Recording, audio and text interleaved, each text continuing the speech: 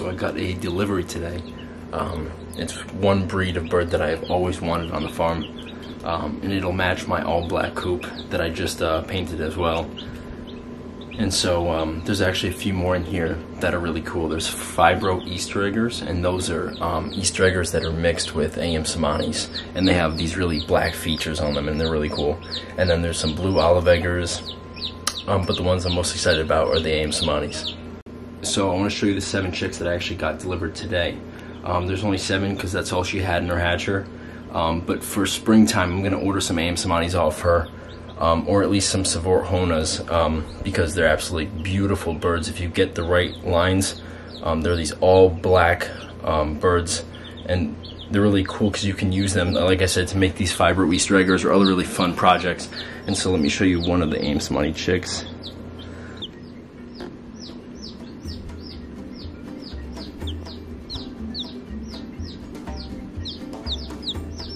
And so this is one. He's like pure black. I actually have some black spray paint on me too, but I'm excited to see what these guys look like when they get older. Now I want to show you one of the fibro Easter eggers. So this is one of the fibro Easter eggers. You can tell they inherited those fibro melanistic genes from the AM Samanis, and they're so cool looking. And they have the muffs too of the Americana. And then here's one of the blue Easter eggers. I'm sorry, blue olive eggers. And she actually banded them, which is perfect. It's what I do too, just because they can be really hard to differentiate in the brooder. So I kind of have my hands full with hatching this week. I have this new breed of bird. I feel like there's always a new breed of bird, but I have this new breed of bird. I have 30 eggs that are actually, I think 29 are actually developing, and there's only another week left in them. So I have a feeling that all 29 are going to make it to lockdown. And they take 23 days to hatch, but I won't announce that until next week.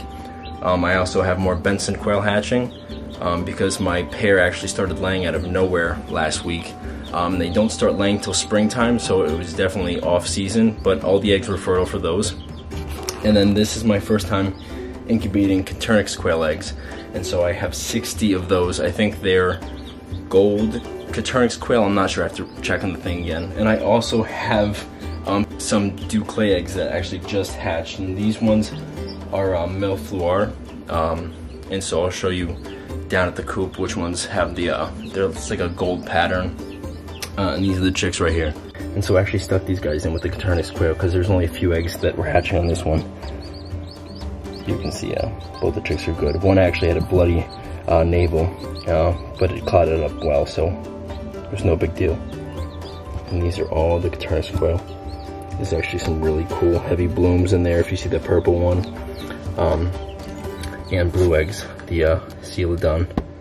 And so I want to take you guys down to the coops, one of the ones I just painted, and then one that I actually put together and bought off someone a few days ago, and then I painted it as well. So I'll show you what the new brooder and the new quail pen look like now. Okay, so I wanted to show you guys the hutch that I got and the new little coop that I kind of cleaned up, and we have a goat out.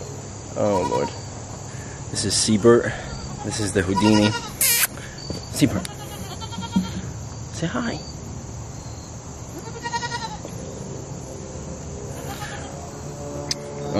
Yeah, so I want to show you guys these two things. I just spray painted one of them, so it's going to be a few days before I can put any birds inside the coop, just because I worry about the fumes or whatever. It says non-toxic on the spray paint I bought, but you know, you never know. So this was the coop that I just built, I should say the run, and so I said I wanted to clear all this out, but I changed my mind. I actually cleared out the section, the middle section of it, just to kind of leave this separated, and I don't like to clear out the entire forest, so this is kind of what I did. This was the rabbit hutch that I got. These were both used, and I spray painted it all black. I'm not sure why. Maybe it was because it's close to Halloween, but I love the color black. And so it only took 2 coats and it's perfect. Oh dear. Come on, come on. No, no, no, no, no, you're too big. Okay, so I haven't put anything in this yet just because I have no idea what I'm putting in this, but I thought it could be to good use. I have to probably rewire this if I want to put, you know, chicks or anything, just because their feet will fall through. So So I think this could be a good little brooder for, you know, a few chicks. Okay, so this is this one. I actually didn't spray paint inside just because, you know, I don't want chicks pecking or eating at this. And so I just painted the outside. And then for this little thing, it's a perfect little button quail coop. And this is actually still wet, you can see. But I'm actually going to put the button quail in this. And I'm going to put the new Coturnix quail in the other coop that I built for the button quail. And so this thing is pretty cool. I added some stuff to it. And this is cool because the top lifts up. And it folds perfectly. You know, I added, everything was pretty much, like I said, from the forest again. And so the only thing that cost me money was the actual coop itself, which was 75 bucks used. And so you can't really go wrong with that. This was actually from the Coturnix quail pen, but I figured the button quail would use it more. You know, made a little stone pathway, some moss from the forest, and just sticks and stuff like that. Nothing crazy, but it gives them something to do, places to hide. And then this actually, reason it was 75 bucks because this was broke. And so you can open this up like this, no problem, but it falls off. So I do have to staple that again, or nail it, but not bad for $75. But the one thing that wasn't good about this coop was that it has an exposed bottom on it, you know, of 2-3 inches. And that's fine if you're putting chickens in here. I don't know how they actually fit in here. I don't know how they advertise 5 chickens can fit in here, but it is perfect for button quail if you just kind of tweak it a little. And so I dug down a foot and put metal wire. And so, you know, nothing can go in or out, and they're safe. And I actually may dig a trench around this perimeter and just put 2 feet wire, you know, extending downward, just because the button quail like to dig around the edges, and they've escaped the other pen before. So I think I'm going to do that before I put them in here in a couple of days. And so there's really not much more room I can do with over here, just because there's a huge ledge, a drop off that goes down into a river right here. But I have this L-shaped all along the other side. I'm just trying to keep everything in close proximity to make it easier for morning routines and stuff like that, which is actually why I like this coop so much. And the reason I got this one as opposed to a bigger one was because you can open this and then just let them in like here.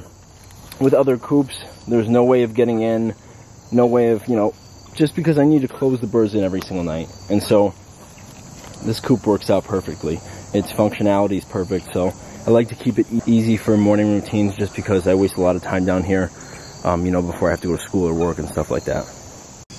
And so, like I said, I'm putting the Coturnix quail in here just because even with all my little button quails, it's still getting overgrown here. And you would think that, you know, they would chop it down, but they just can't handle, I guess, this amount of space, you know, just for, I guess, a small amount of birds. And they're teeny, so they, you know, they're not very heavy, they don't push anything down. So I think, you know, the 50, 60 Coturnix quail that actually hatch would be perfect in here, and the buttons on the other side.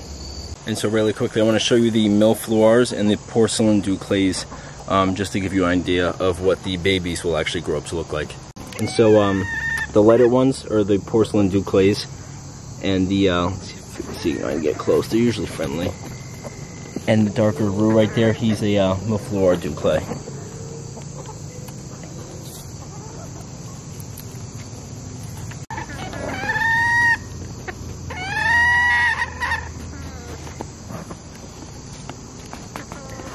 And so the cool thing about these is when you mix them, all the babies come out like this guy. And the babies are split for the lavender gene. And so when you cross the babies back to, you know, say a porcelain, that's when you get porcelain and millefleurs.